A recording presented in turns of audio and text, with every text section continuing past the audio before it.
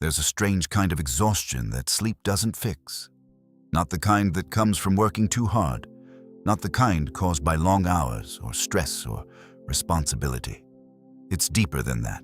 It's the exhaustion of waking up every morning with the quiet feeling that your life is somehow moving without you. The feeling that no matter how much you think, plan, wait, or try to figure things out, something invisible keeps holding you in the same place. And after enough time passes, you start creating explanations for it. Maybe the world is unfair. Maybe other people had better timing. Maybe you were born into the wrong circumstances. Maybe life simply became harder for you than it did for everyone else. At first, those thoughts comfort you. Because if life is working against you, then none of this is really your fault.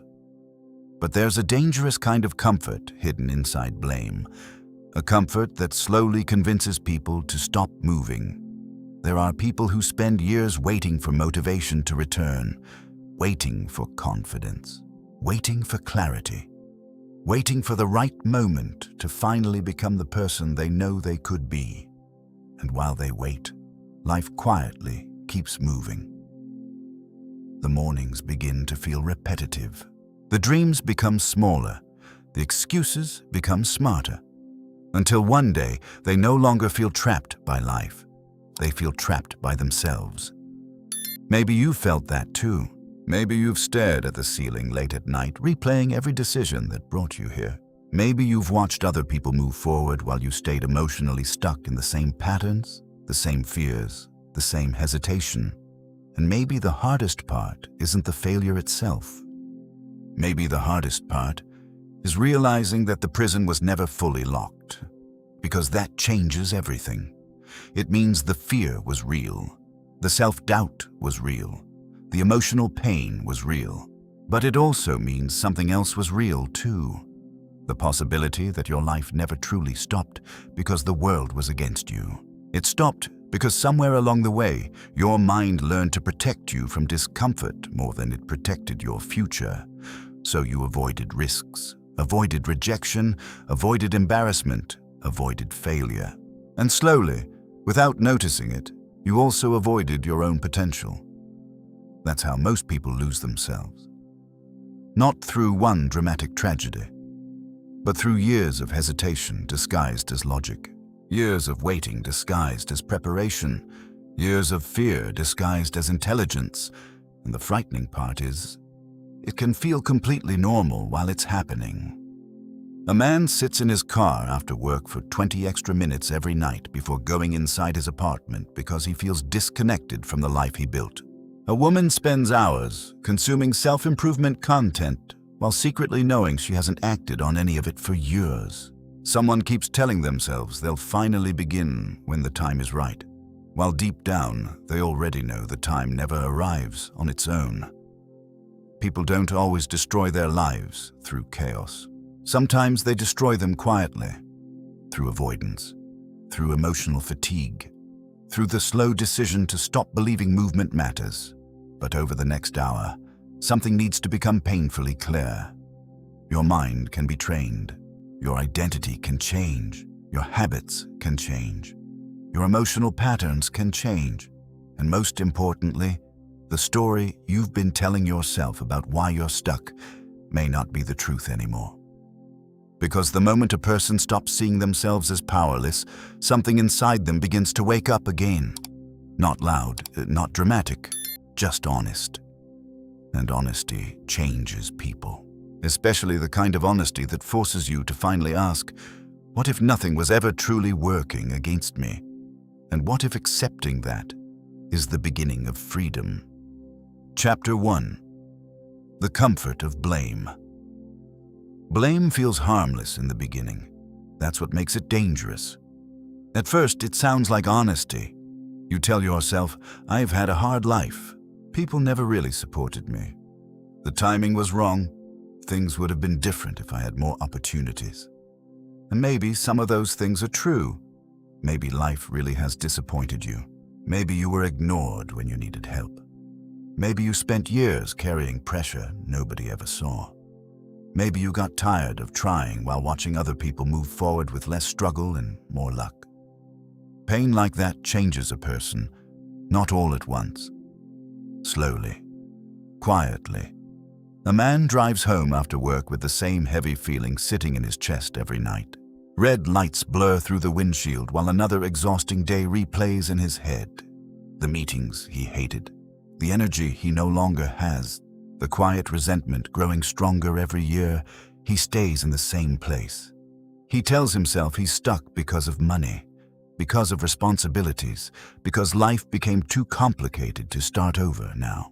And after repeating those thoughts long enough, they stop sounding like excuses. They start sounding like identity. That's how blame works. It doesn't enter your life as destruction. It enters as protection. Protection from disappointment. Protection from uncertainty. Protection from the terrifying possibility that your life may still be your responsibility. Because responsibility creates pressure.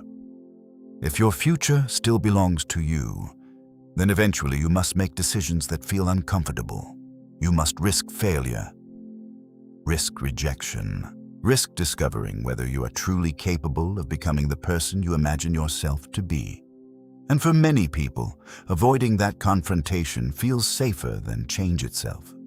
So they stay inside explanation.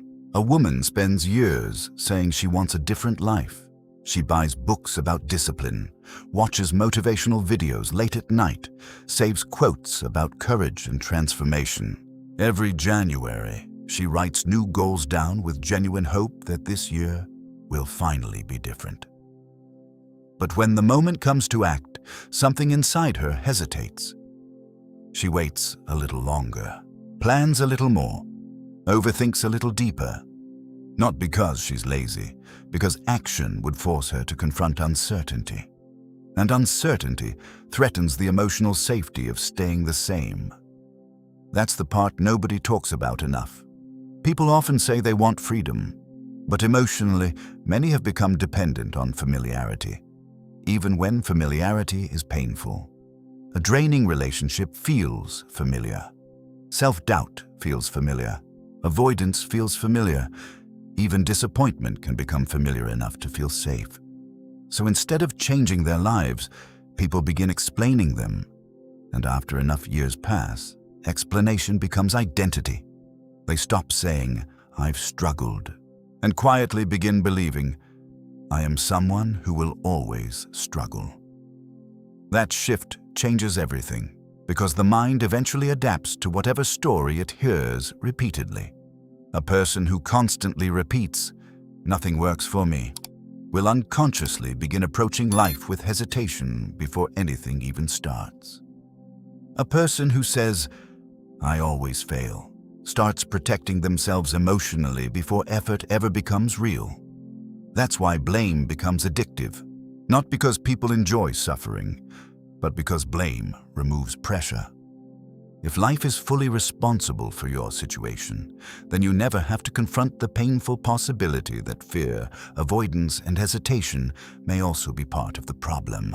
And that realization is difficult to sit with, because fear rarely introduces itself honestly. It doesn't say, "I'm afraid." It says, "Wait a little longer. You need a better plan. Maybe next year. You're not ready yet." The voice sounds logical, reasonable, intelligent. That's why people can spend years trapped inside patterns they don't even realize they're protecting. A man keeps talking about starting a business someday while secretly fearing the embarrassment of failure more than he desires freedom. Someone else keeps blaming their past because blaming the past feels emotionally easier than rebuilding the future. Another person keeps consuming endless self-improvement content while avoiding the one thing that would actually change their life. Action. Not perfect action, not fearless action, just movement. But movement threatens excuses. Because the moment you truly move forward, your old explanations begin losing power. And that can feel terrifying when you've built an identity around why life hasn't worked out yet. That's why some people unconsciously protect the very pain they claim they want to escape, not because they enjoy suffering. Because suffering became familiar, predictable, emotionally organized. But growth is messy.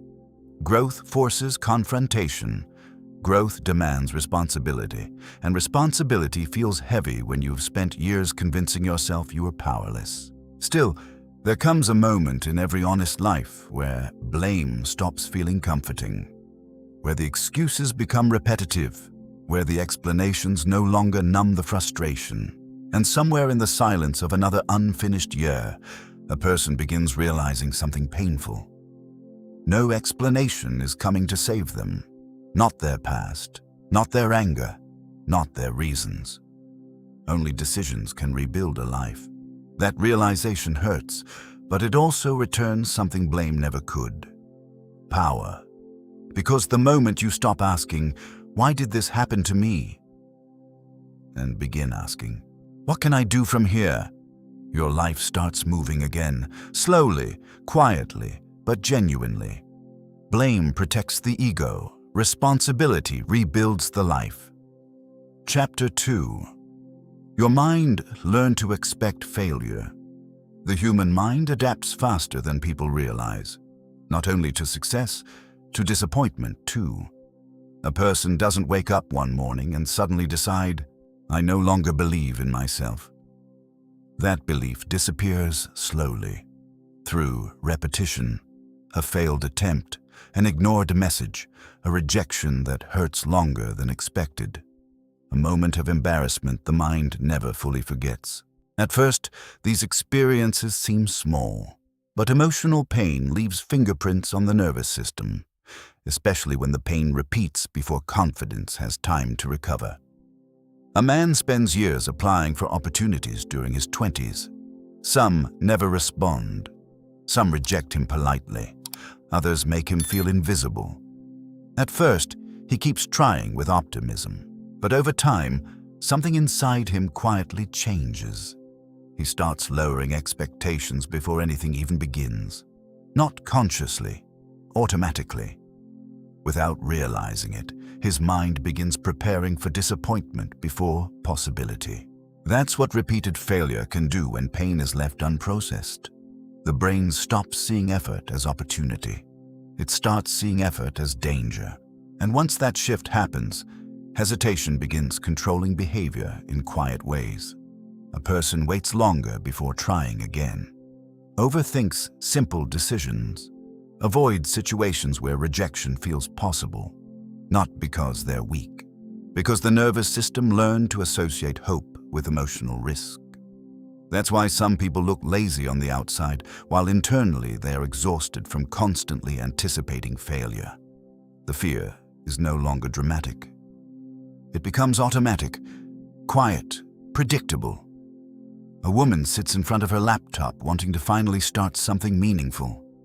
She opens the document, stares at the blank screen. Then suddenly her mind floods with thoughts. What if nobody cares? What if I fail again? What if I embarrass myself? So instead of beginning, she closes the laptop and distracts herself with something easier. Hours later, she feels guilty for doing nothing. But what she calls procrastination is often deeper than avoidance. It's self-protection. Her brain is trying to protect her from reliving emotional pain it still remembers. That's the tragedy of repeated disappointment. If a person experiences enough failure without rebuilding self-trust, the mind begins expecting defeat before effort even begins. And expectation changes behavior more than people understand. Someone who expects rejection speaks differently, moves differently, carries different energy into conversations, relationships, opportunities, and challenges. Eventually, the fear becomes invisible because it feels normal. That's how people slowly lose belief in their own potential. Not through one catastrophic event, but through hundreds of smaller moments teaching the brain, trying leads to pain. And once the mind accepts that lesson, safety becomes more important than growth.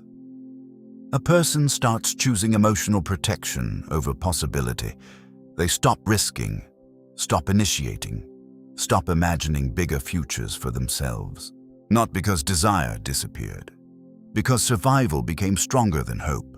That's why encouragement alone rarely changes people. Someone can listen to motivational speeches every day and still remain stuck if their nervous system is trained to expect failure. Because deep down, the body remembers experiences the mind tries to ignore.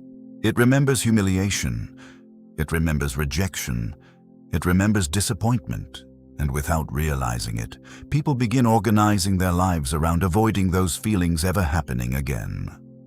A man says he wants love, but keeps emotionally distancing himself the moment relationships become vulnerable. Someone else says they want success, but quits every serious goal the second progress slows down. Another person dreams about changing their life, but never fully commits because part of them already expects disappointment before they begin. The pattern is always the same. The mind starts protecting itself from pain by reducing exposure to uncertainty. At first, that protection feels intelligent, but eventually it becomes a prison. Because avoiding failure also means avoiding growth. Avoiding rejection also means avoiding connection. Avoiding discomfort also means avoiding transformation. And over time, a strange kind of emotional numbness begins forming. A person still talks about dreams, but no longer believes in them fully. Still imagines change, but secretly expects life to stay the same. This is what learned helplessness really looks like in everyday life. Not dramatic collapse, quiet resignation. A slow, emotional surrender disguised as realism. A man reaches his mid-30s and realizes his greatest exhaustion did not come from failure itself. It came from constantly holding himself back, from living cautiously, thinking cautiously, dreaming cautiously. Because somewhere along the way, his mind stopped asking, "What if this works?" and started asking, "How do I avoid getting hurt again?" That question changes everything. Because the moment fear becomes the foundation of decision-making, life begins shrinking around safety instead of expanding through growth. And slowly, people start mistaking emotional survival for peace. But surviving is not the same as living. A protected life can still feel empty. A safe life can still feel deeply frustrating, especially when another part of you knows you are meant for more than repetitive avoidance. That inner conflict creates silent suffering. You see it in people who constantly consume inspiration but never move. People who keep waiting for confidence before taking action. People who tell themselves they are being patient while secretly knowing they are afraid. Fear becomes easier to tolerate than uncertainty, and that is where potential begins dying quietly. Not because the person lacked talent, but because the brain became addicted to emotional safety. Still, something important must be understood. The mind learned fear, which means it can also learn courage. Not instantly, not through motivation alone, but through repetition, through small promises kept consistently, through action taken before certainty appears, through proving to yourself that discomfort is survivable. Because every time you act despite fear, you teach the nervous system a new lesson, a new reality, one where failure is not fatal, one where rejection is survivable, one where discomfort no longer controls your future. That is how self-trust returns. Slowly, quietly, one decision at a time. And often, real transformation begins there, not when fear disappears, but when fear is no longer making every decision for you. The mind repeats the reality it survives most often. Change begins when you teach it a new one. Chapter 3. You started identifying with pain. Pain changes shape when it stays too long. At first, it feels temporary, a breakup, a failure, a humiliation, a season of exhaustion you believe you'll eventually grow out of. But when emotional pain repeats often enough without healing, something dangerous begins happening quietly beneath the surface. The pain stops feeling like an experience and starts feeling like identity. A man spends years telling himself, "I'm just not confident."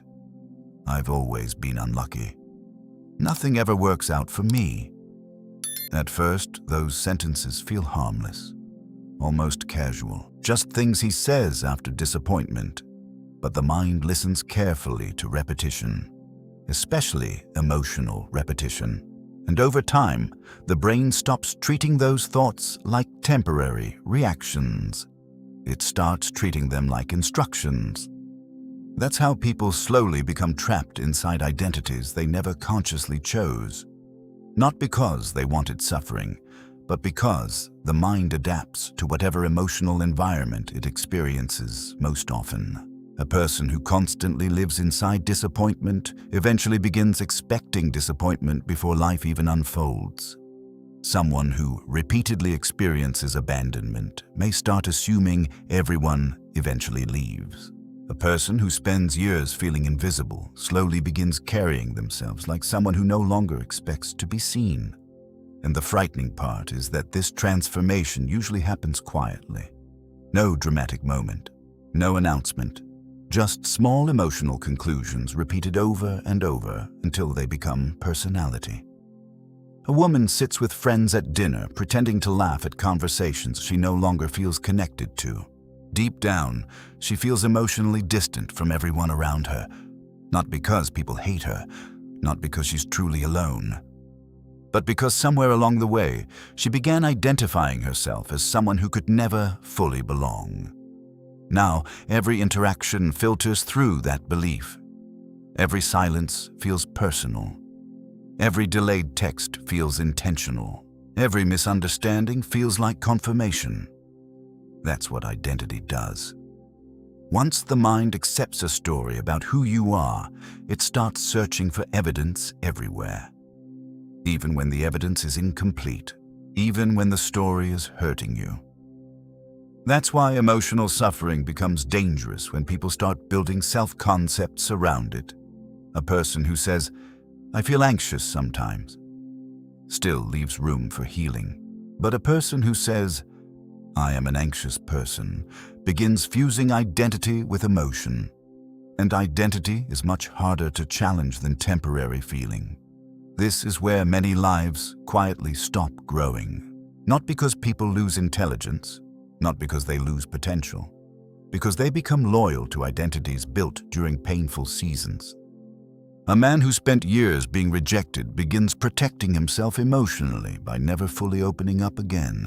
A woman who failed publicly once now avoids visibility completely because embarrassment became attached to her sense of self. Someone who struggled financially for years starts believing abundance belongs to other people, even after their circumstances begin improving. Pain changes perception, and eventually, perception changes behavior. That's why people sometimes sabotage opportunities that could genuinely change their lives. Not consciously, emotionally, because opportunities threaten old identities. A person who secretly believes they are broken will eventually feel uncomfortable around peace.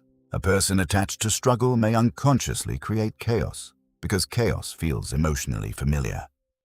Someone who spent years surviving emotionally unstable environments may begin feeling restless inside healthy environments because calmness feels unfamiliar to the nervous system. The mind always tries returning to what feels emotionally known, even when what feels known is painful. That's why healing often feels uncomfortable at first. Not because healing is wrong, because the identity built around suffering begins losing control. A man finally starts improving his life after years of emotional stagnation. He wakes up earlier, exercises consistently, stops speaking negatively about himself, starts taking small risks again. But strangely, part of him feels resistance. Not physical resistance, identity resistance. Because growth forces him to confront a painful question.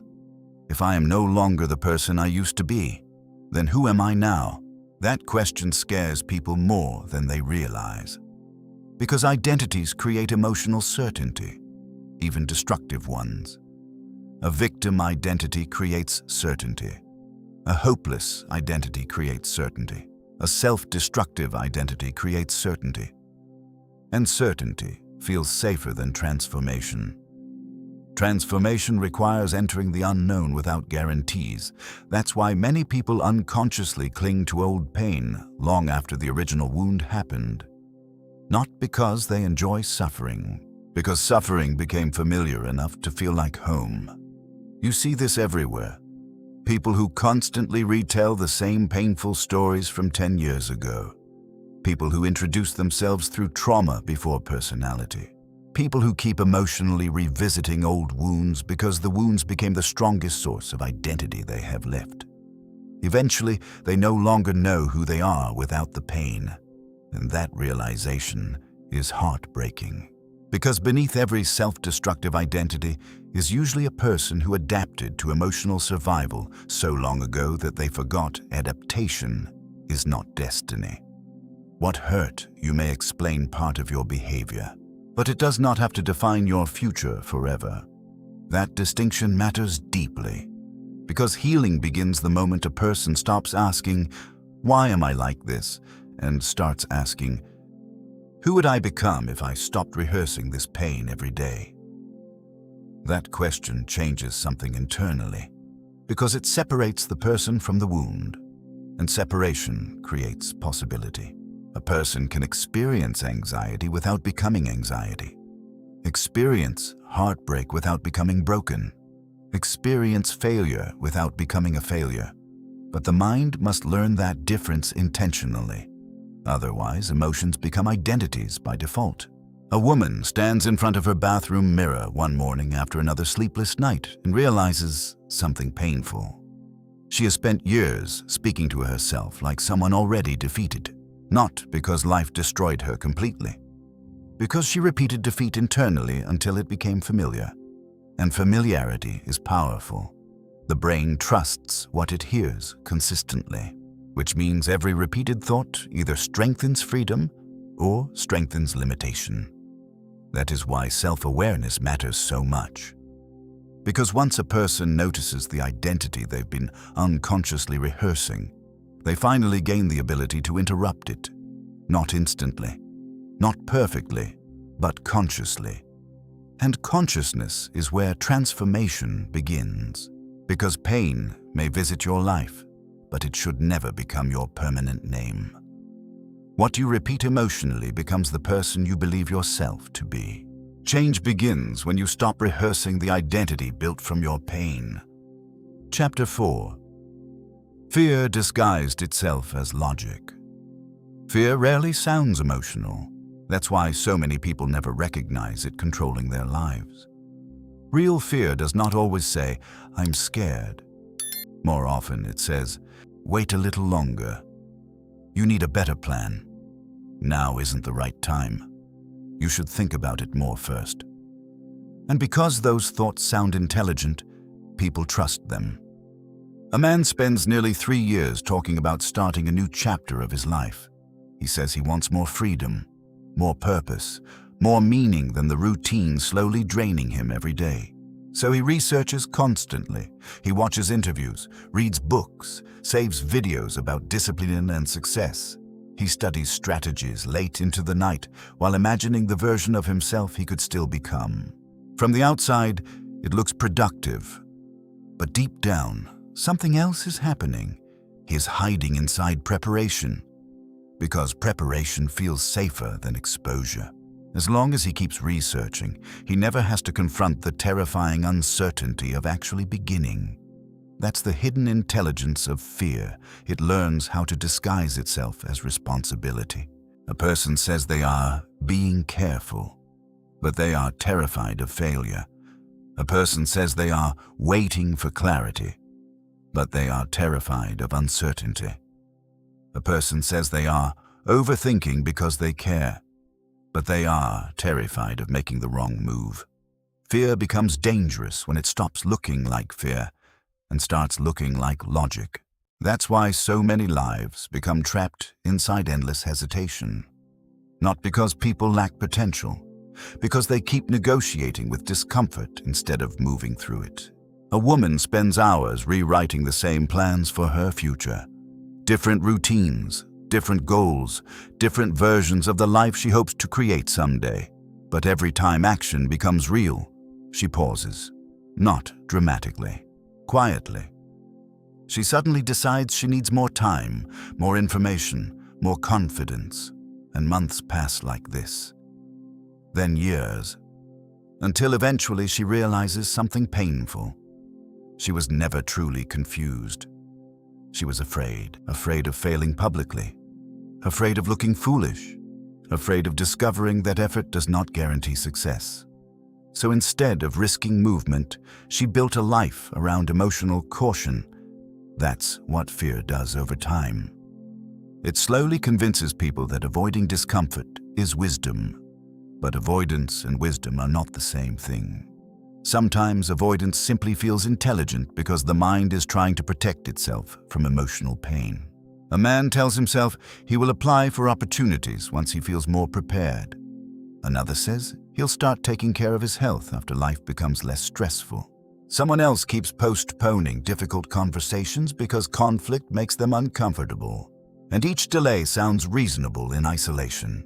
That's why people can remain stuck for years without realizing fear has become the architect of their entire lives. The frightening part is not dramatic failure. It's quiet stagnation disguised as thoughtfulness, a life where nothing collapses completely, but nothing truly evolves either. The routines stay the same, the excuses become more sophisticated, the dreams slowly become less alive, and eventually, people begin mistaking emotional numbness for stability. That's the cost of chronic hesitation, not immediate destruction, slow disconnection from your own potential.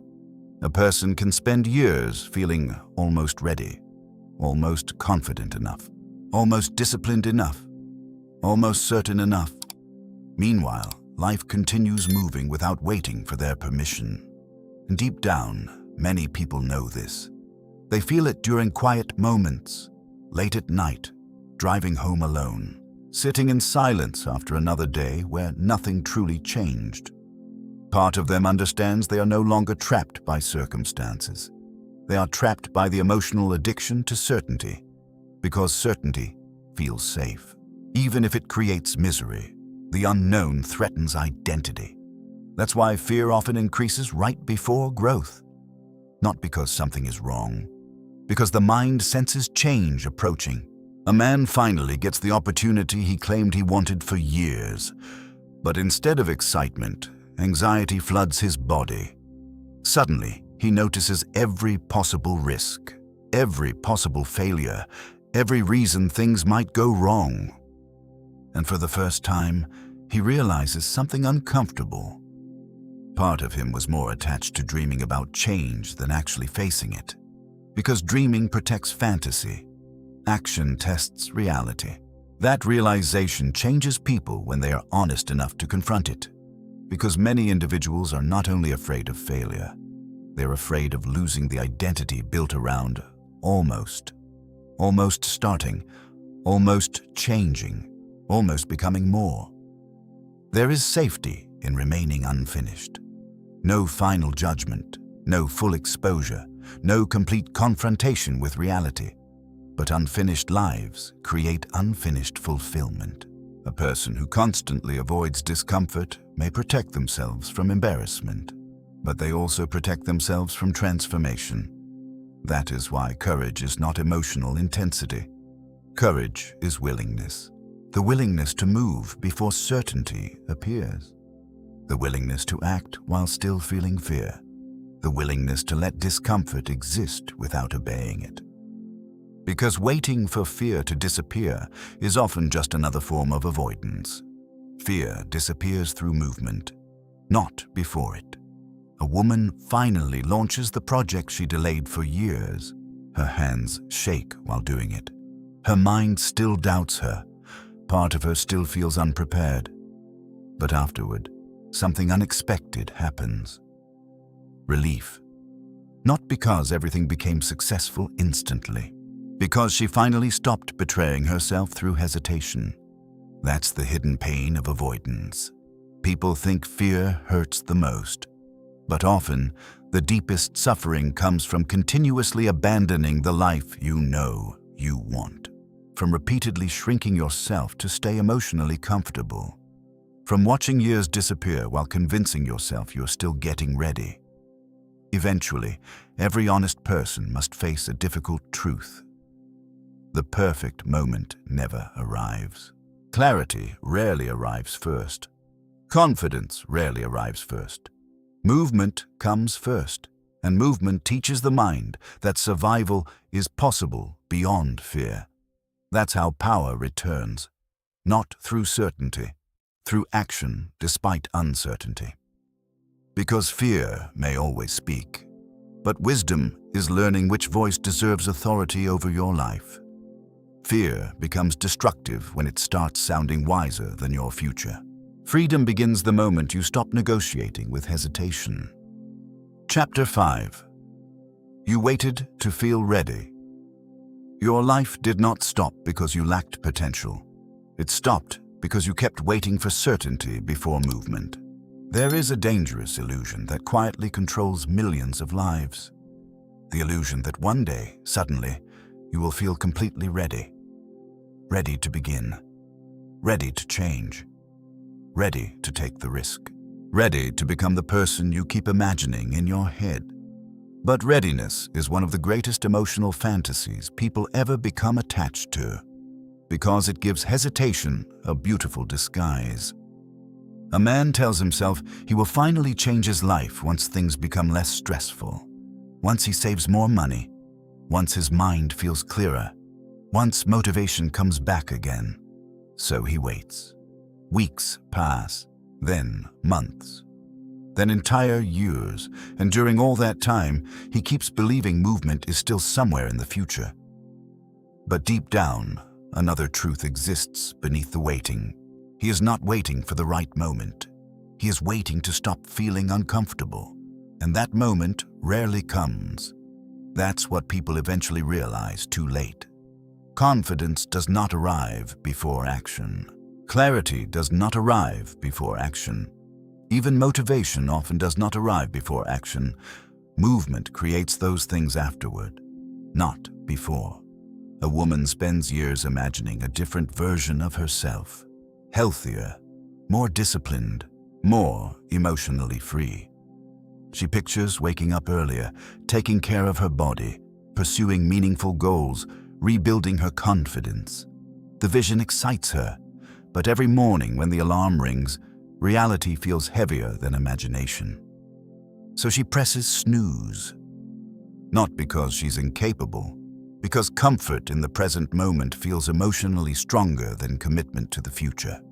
That's the real battle most people are fighting every day. Not lack of intelligence, not lack of information. The inability to tolerate temporary discomfort long enough for transformation to begin. People think successful individuals are fearless. They're not. They simply stopped waiting for emotional certainty before taking action. That changes everything. Because once a person believes they must feel ready first, they become emotionally dependent on moods.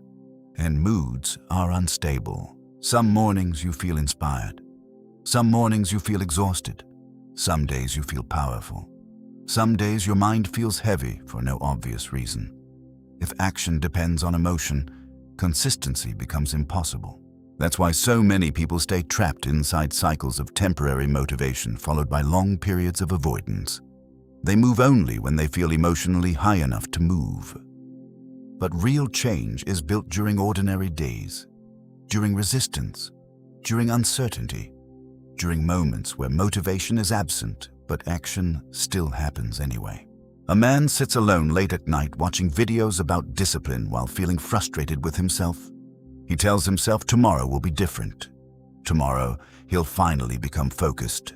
Tomorrow, he'll finally take control of his life again. But tomorrow arrives carrying the same mind, the same habits, the same emotional patterns, the same hesitation. Because transformation is not created by intention alone. It's created by repeated movement despite emotional resistance. That's the part people avoid. The uncomfortable middle. The phase where nothing feels certain yet. The phase where progress is invisible. The phase where your old self is still pulling you backward while your future self feels far away. Most people quit there, not because they failed, because the discomfort made them assume something was wrong. But discomfort is often evidence that change is finally beginning. A person learning discipline will feel resistance. A person rebuilding confidence will feel awkward. A person creating a new identity will feel unfamiliar inside their own life for a while. That is normal. Growth feels unnatural before it becomes identity. A woman finally decides to stop waiting for motivation before exercising. One morning, she gets up while still feeling tired, still feeling unmotivated, still feeling mentally resistant. And something important happens. She discovers she can move without emotional readiness. That realization changes her relationship with herself, because now she understands feelings are not commands. This is where real self-respect begins, not when action feels easy, but when a person proves to themselves they can still move while discomfort exists. That kind of trust changes the nervous system. Slowly, the mind stops believing, "I need confidence first," and starts learning, "I create confidence through action." That shift is powerful, because once a person stops worshipping emotional readiness, hesitation loses much of its control. A man who delayed opportunities for years finally applies anyway. His hands still shake. Doubt still exists. Fear still speaks loudly in his head. But this time he moves before certainty arrives. And afterward, something unexpected happens. Pride. Not because success happened instantly, because he finally stopped abandoning himself through delay. That is one of the deepest forms of suffering people experience quietly. Not failure itself. Self-abandonment. Knowing what matters to you, and repeatedly walking away from it because discomfort feels too heavy in the moment. Over time, that creates emotional exhaustion no amount of rest can fix, because part of the human spirit dies when a person continuously betrays their own potential. And eventually, life begins feeling smaller because the person themselves has been shrinking emotionally for years.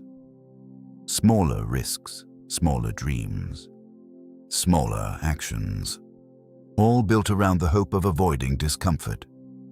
But avoiding discomfort never creates freedom. It creates fragility. A fragile mind needs perfect conditions before movement. A strong mind learns how to move imperfectly. That is the difference. Strength is not intensity. It is consistency under emotional resistance. A person who learns this stops asking, "Do I feel ready?" and begins asking, "Am I willing to begin anyway?" That question creates movement, and movement creates momentum.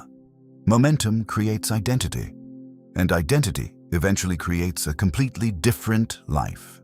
Not overnight, but quietly, one difficult decision at a time. Because the truth is, nobody ever fully arrives at certainty before change. The people you admire were afraid too, confused too, uncertain too. They simply stopped negotiating with hesitation long enough to move.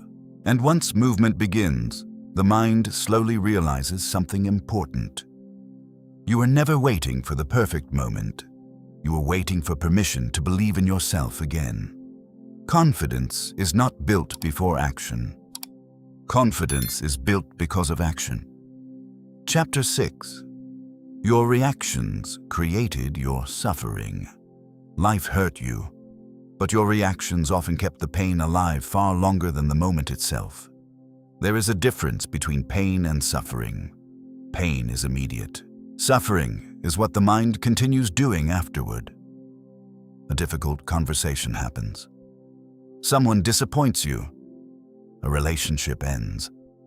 You fail publicly. Life moves in a direction you did not expect. That is pain. Human pain, impossible to avoid completely.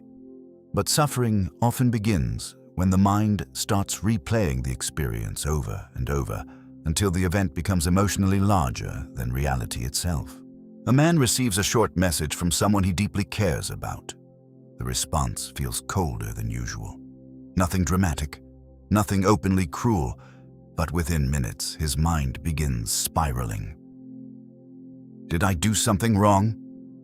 Maybe they're losing interest. Maybe nobody truly stays. The event lasted seconds. The emotional reaction lasts days. That's how suffering expands. Not always through reality, through interpretation. The mind fills silence with fear, fills uncertainty with assumptions, fills temporary discomfort with permanent meaning. And most people do not realize how much of their exhaustion comes from constantly reacting emotionally to every uncomfortable experience life presents. A woman spends her entire day destroyed by one moment of criticism at work. Not because the criticism itself was unbearable, but because her mind continues carrying it long after the moment ended. She replays the conversation repeatedly, reimagines different responses, feels embarrassed again every time the memory returns. By nighttime, the original event has become emotionally heavier than it ever was in reality. This is how people unknowingly multiply suffering. Not because they are weak, because the mind becomes addicted to emotional reaction when awareness is absent. And emotional reactions feel justified in the moment. Anger feels justified. Defensiveness feels justified. Resentment feels justified. That's why self-awareness is so difficult. It requires a person to pause before obeying emotion automatically. Most people never learn that pause. So their emotional state constantly controls the direction of their life. A bad morning ruins the entire day. One rejection destroys momentum for weeks. One uncomfortable emotion becomes enough reason to stop trying altogether. Little by little, emotions become authority. And once emotion becomes authority, stability disappears. Because emotions are temporary by nature. They rise, they fall, they shift constantly. A person who obeys every emotional state will never build a peaceful mind. A man comes home exhausted after work and immediately reaches for distraction, scrolling, drinking, escaping into noise. Not because those things truly satisfy him, because he never learned how to sit with discomfort without reacting impulsively. That is one of the most important emotional skills a person can develop. The ability to experience emotion without immediately obeying it. Because emotions are information, not instructions. A feeling of fear does not always mean stop. A feeling of insecurity does not always mean failure. A feeling of discomfort does not always mean something is wrong. Sometimes discomfort simply means growth is happening. But people who constantly react emotionally cannot distinguish between temporary discomfort and genuine danger. Everything feels urgent. Everything feels personal. Everything feels emotionally overwhelming. That's why so many individuals live in a constant state of internal chaos, even when their external life appears relatively normal. Their mind never rests, because reaction became habit. A woman wakes up and immediately checks her phone. Within minutes, comparison begins. Someone else seems happier, more successful, more attractive, more confident. Suddenly, her entire emotional state changes before the day even starts. Nothing in her actual life changed. Only her reaction did. That's how powerful unobserved emotion can become. The mind reacts first, then creates explanations afterward. And eventually, people start believing every emotional reaction reflects objective truth. But emotions are not always truth. Sometimes they are old wounds speaking, old fears speaking, old insecurities replaying themselves through present moments. A man becomes defensive every time someone gives him advice. On the surface, it looks like arrogance, but underneath, something deeper exists. He secretly associates correction with humiliation because of experiences from years earlier. So now his nervous system reacts before logic ever has the chance to intervene. That's why healing requires awareness. Because without awareness, the past keeps reacting through the present, and most people never notice this happening. They simply call it personality. That's just how I am. But emotional impulsiveness is not identity. It is conditioning, and conditioning can change. The moment a person learns to pause before reacting, something powerful begins happening internally. Space appears, a small space between emotion and behavior. And inside that space lives freedom. Freedom to choose differently. Freedom to breathe before speaking. Freedom to stop turning temporary feelings into permanent damage. A man sitting alone in his apartment after an argument feels anger rushing through him. Normally, he would send another message immediately. Push harder, escalate the situation, but this time, he stops. He breathes. And for the first time in years, he notices something surprising. The emotion begins losing intensity when he stops feeding it. That realization changes him, because now he understands emotions are temporary waves, not permanent commands demanding obedience. This is what emotional maturity actually looks like. Not becoming emotionless, not suppressing pain, but learning how to experience emotion without surrendering your entire life to it. Because people who react impulsively often create suffering larger than the original problem itself. One angry moment destroys relationships. One emotional decision ruins opportunities. One insecure reaction reinforces years of self-doubt. And afterward, people blame life for damage their own reactions intensified. That is the painful truth many avoid. Sometimes the greatest chaos in your life did not come from circumstances. It came from unconscious reactions repeated for years. Still, this realization should not create shame. It should create awareness. Because once a person becomes aware of their reactions, they stop being controlled by them automatically. And that changes everything. The mind becomes quieter. Decisions become clearer. Peace stops feeling impossible, not because life becomes easier. Because the person finally stops fighting every emotion as if it defines reality. And slowly, emotional freedom begins replacing emotional survival. One pause at a time, your emotions deserve awareness, not obedience. Peace begins the moment reactions stop controlling your life. Chapter 7. Discipline was the freedom you were looking for. The life you wanted was never hiding inside motivation. It was hiding inside the habits you kept avoiding. People often misunderstand discipline. They imagine restriction, pressure, a life without freedom. But the truth is almost the opposite.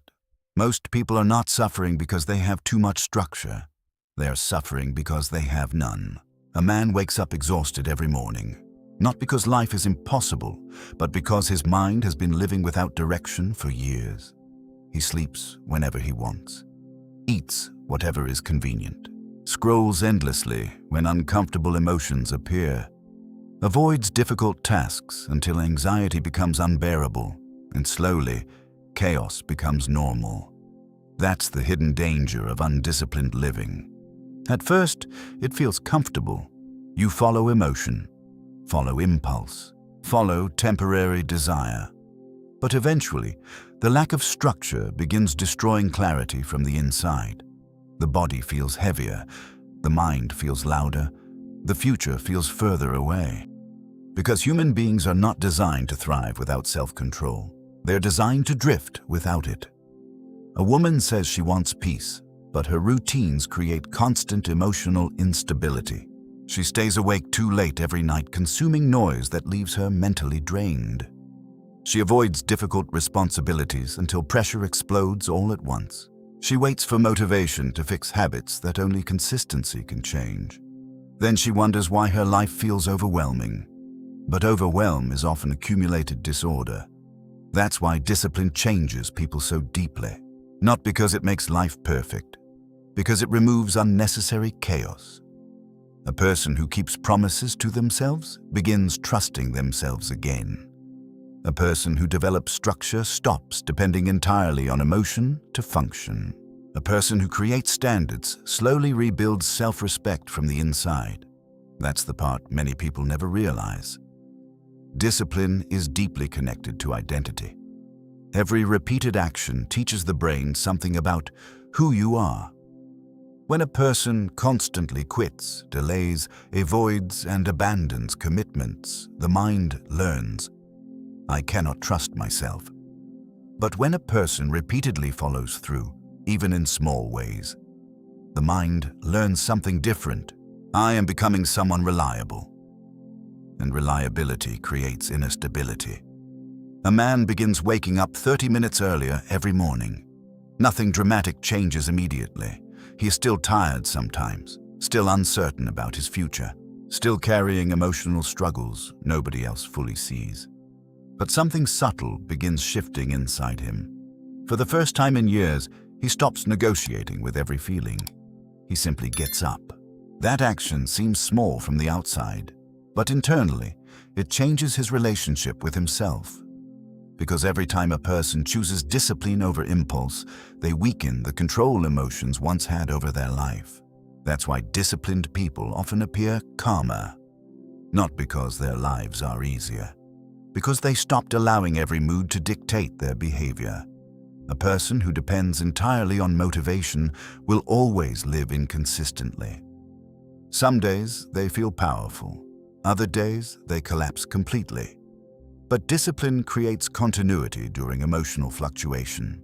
It allows movement during difficult seasons, and difficult seasons exist in every human life.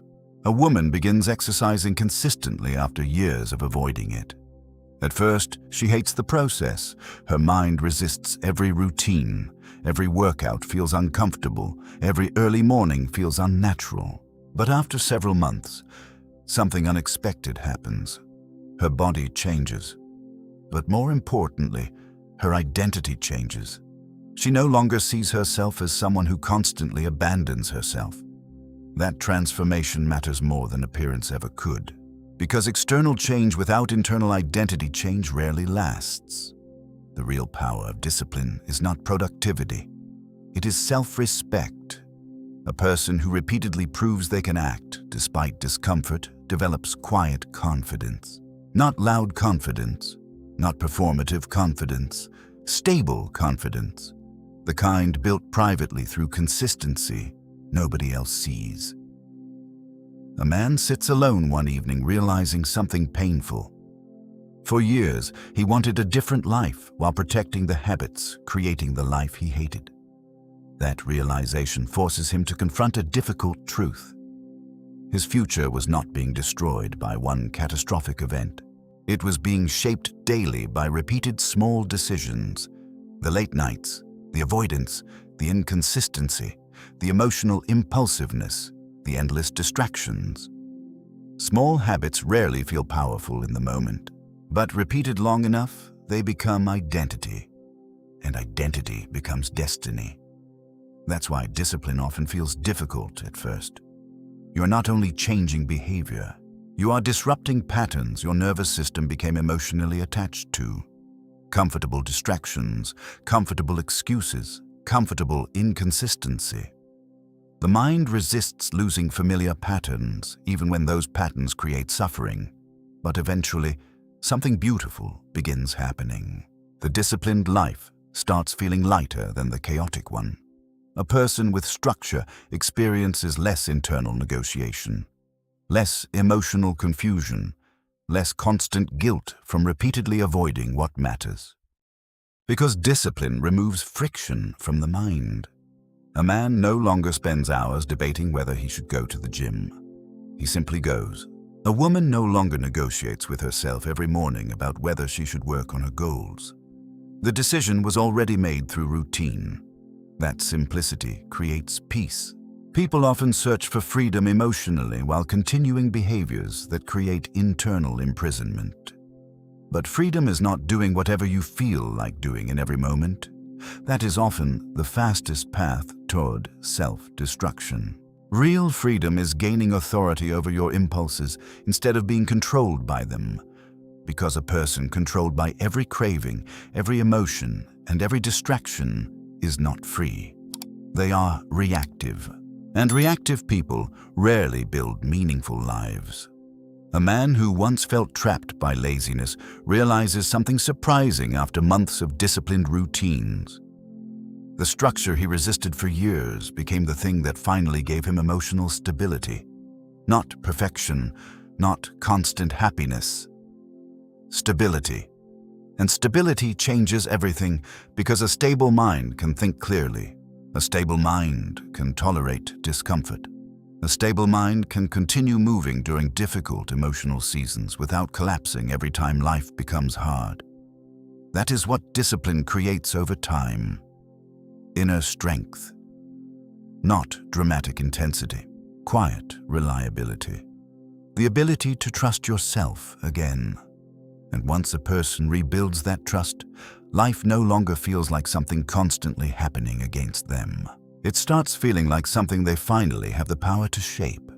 One routine at a time, one promise kept at a time, one disciplined decision at a time. Discipline is not punishment. It is the highest form of self-respect.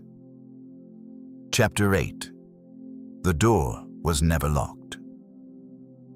You were never completely powerless.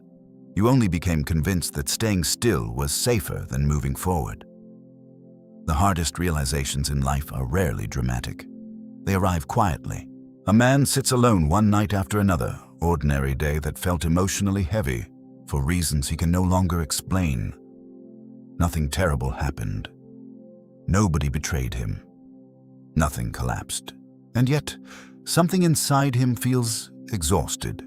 Not from life itself, from resisting his own life for too long. That's the strange thing about emotional stagnation. At first, people think they are trapped by circumstances. Then eventually, if they are honest enough, they begin realizing something deeper. Many of the walls surrounding them were built slowly through fear, avoidance, hesitation, and self-protection repeated over years. Not all at once. Quietly, one delayed decision at a time, one abandoned goal at a time, one excuse repeated until it became identity, and eventually the person forgets they participated in building the cage at all. That is why awakening feels painful before it feels freeing, because awareness removes illusion. A woman spends years believing confidence is something other people naturally possess. She watches disciplined people from a distance and assumes they were simply built differently than her. Stronger minds, better habits, more certainty. But over time, she begins noticing something unexpected. The people she admires still feel fear too. Still feel doubt, still struggle emotionally, still experience uncertainty. The difference is not the absence of fear. The difference is movement despite fear. That realization changes her completely. Because now she understands something she avoided for years. She was not waiting for permission from life. She was waiting for permission from herself. And that permission never arrives automatically. It is created through action. A man who spent most of his adult life emotionally hiding behind hesitation slowly begins changing small things. He wakes up earlier, speaks more honestly, takes risks without overanalyzing every possible outcome. Nothing changes overnight.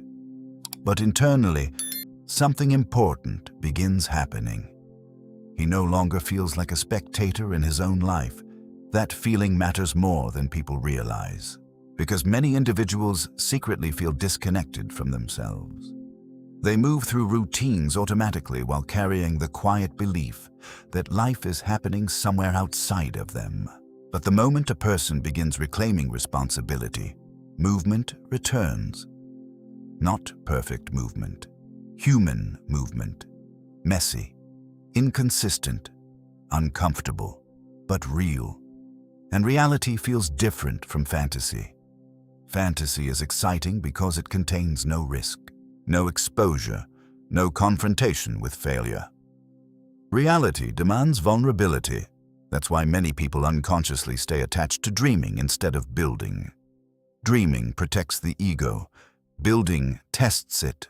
Still, there comes a point where emotional exhaustion becomes stronger than fear. A point where a person becomes tired of explaining their life instead of living it. Tired of waiting. Tired of overthinking. Tired of carrying unrealized potential like invisible weight every day. And often, that is where transformation quietly begins. Not through motivation, through honesty. A woman stands in front of her bathroom mirror one morning, realizing she has spent years speaking to herself like someone already defeated. Every internal sentence carried limitation. I could never do that. People like me don't change. It's probably too late anyway.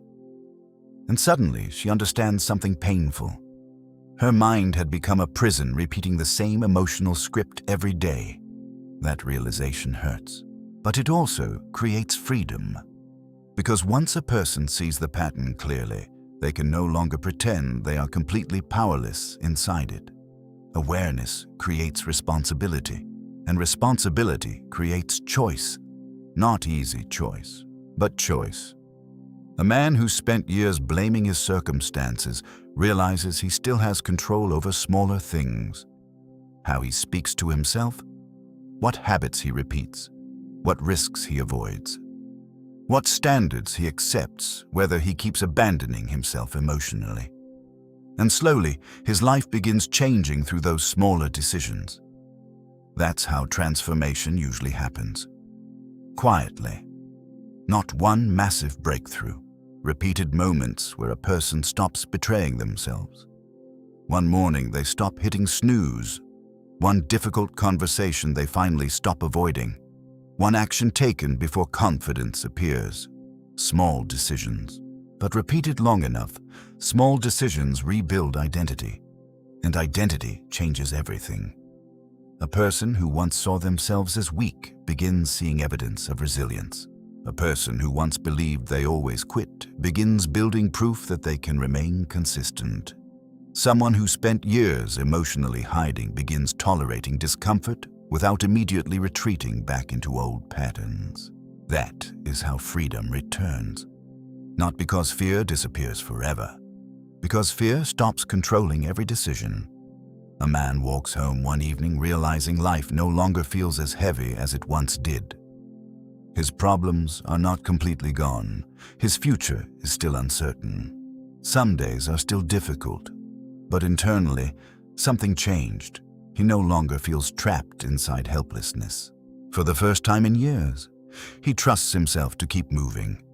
That trust creates peace, not perfect peace, but grounded peace. The kind that comes from finally understanding you do not need complete certainty to move forward with your life. You only need willingness. Willingness to continue despite discomfort. Willingness to outgrow old identities. Willingness to stop treating fear like authority. Because the truth is, most people were never fully trapped by life itself. They were trapped by the emotional patterns repeated so long they began feeling permanent. But patterns can change. Identities can change. Lives can change. Slowly. Quietly, humanly. That is what makes this realization so powerful. The door was never completely locked. You simply stopped reaching for it, and maybe freedom begins the moment you try again. Not perfectly, just honestly. You were never truly stuck. You only forgot that movement was still possible. The moment you stop standing against yourself, your life begins moving again. For a long time, you may have believed life was the thing holding you back. The timing, the fear, the past, the mistakes, the disappointments, the people who left, the opportunities you never had. And maybe some of those things truly hurt you. Maybe life has felt unfair in ways nobody else fully understands. But over the course of this journey, something deeper began revealing itself. Not every prison has walls. Some are built slowly through. hesitation, emotional avoidance, fear disguised as logic, identities formed through pain, years of waiting to feel ready. And the hardest part about those prisons is that eventually they start feeling normal. That's why people stay inside them for so long. Not because they are weak, because the mind adapts to familiarity, even painful familiarity. But today, something changed. You saw how blame can become emotional comfort, how repeated disappointment trains the mind to expect failure, how pain can quietly become identity, how fear disguises itself as intelligence, how waiting slowly turns into stagnation, how uncontrolled reactions create unnecessary suffering, and how discipline rebuilds self-respect one decision at a time. Most importantly, you saw that movement was never completely impossible, only uncomfortable, and discomfort is very different from impossibility. That realization matters, because once a person understands they are not powerless, life begins feeling different internally. Not easier overnight, but clearer. A man who once spent years overthinking finally begins taking small actions without needing certainty first. A woman who spent most of her life doubting herself slowly rebuilds trust through consistency instead of emotion. Someone who once believed they were permanently broken starts realizing they were simply emotionally conditioned by pain repeated too long. That is the beginning of freedom, not perfection. Awareness. The awareness that your thoughts are not permanent truth. Your fear is not permanent identity. Your past is not permanent destiny. And maybe for the first time in a long time, you can stop seeing yourself as someone waiting for life to begin. Because life was already happening, every delayed decision, every avoided risk, every excuse repeated in silence. The future was quietly being shaped there. But the beautiful thing about awareness is that once you see the pattern, you can finally interrupt it. One choice at a time, one disciplined action at a time, one honest moment at a time. That's how lives actually change. Not through giant dramatic breakthroughs, through smaller decisions repeated consistently after the illusion finally breaks. A different morning routine, a difficult conversation faced honestly, a risk taken despite fear, a promise kept privately when nobody else is watching. Those moments seem small, but repeated long enough, they rebuild identity. And identity rebuilds destiny. So as this video comes to an end, don't ask yourself whether you suddenly feel fearless. That was never the goal. Fear will still exist sometimes. Doubt will still appear sometimes. Difficult seasons will still come. But now you understand something many people never fully realize. You do not need complete confidence to move forward. You only need willingness. Willingness to stop abandoning yourself emotionally. Willingness to stop rehearsing old limitations. Willingness to stop treating temporary feelings like permanent truths. Because the life you want is not built through perfect emotional states. It is built through repeated movement despite imperfect emotional states. And maybe that's the real transformation, not becoming a completely different person overnight, but finally becoming honest enough to stop betraying the person you could still become. So starting today, stop waiting for certainty, stop waiting for permission, stop waiting for the perfect version of yourself to arrive before you begin living differently. Move while uncertain. Move while uncomfortable. Move while rebuilding. Because every step forward teaches the mind a new reality.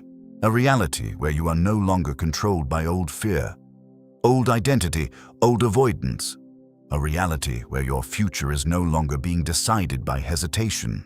And if this message reached you at the right moment in your life, let it become more than inspiration. Let it become interruption. An interruption to the patterns that kept you emotionally stuck for too long. Because deep down, you already know something important now. The door was never fully locked.